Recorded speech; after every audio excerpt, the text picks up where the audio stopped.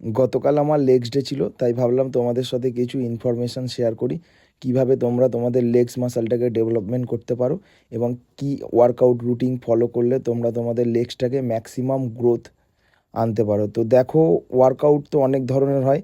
আমি basically legs মাসলকে আমি লেনদেন পজিশানে বেশি ট্রেন করি, যেই পজিশানে আমার মাসল ম্যাক্সিমাম স্ট্রেচ হয়। আর যখন তোমার যে কোনো ওয়ার্কআউট তুমি যখন করছো, তোমার মাসলটা যখন ম্যাক্সিমাম স্ট্রেচ হবে, তার মানে তোমার রেঞ্জ অফ মোশন বাড়বে। আর যতটা পারবে ডিপ যাওয়ার চেষ্টা করবে। তুমি যদি ডিপ যে কোনো এক্সারসাইজ না করো, তার মানে তোমার ফুল রেঞ্জ অফ মোশন হচ্ছে না। আর ফুল রেঞ্জ অফ মোশন না হলে তোমার মাসাল মাস হাইপারট্রফি হবে না, তোমার ম্যাক্সিমাম মাসাল এঙ্গেজ হবে না।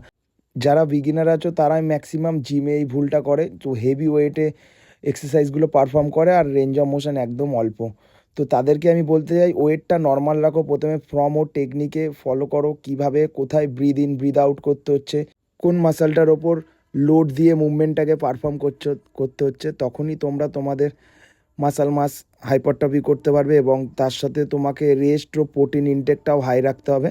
তাহলেই তোমার লেগস মাসাল ডেভেলপমেন্ট হবে। আর সবসময় মনে রাখবে, তুমি তোমার বডির যে কোনো একটা পার্টিকুলার মাসাল মাস বাড়াতে পারবে না বা কমাতেও পারবে না, তোমাকে ওভারঅল বডির মাসাল মাস বাড়াতে হবে এবং ওভারঅল বডি কম্পোজিশন ইমপ্রুভ করতে হবে, তবে গিয়ে তোমার ওই উইক পয়েন্টটা ঠিক হবে।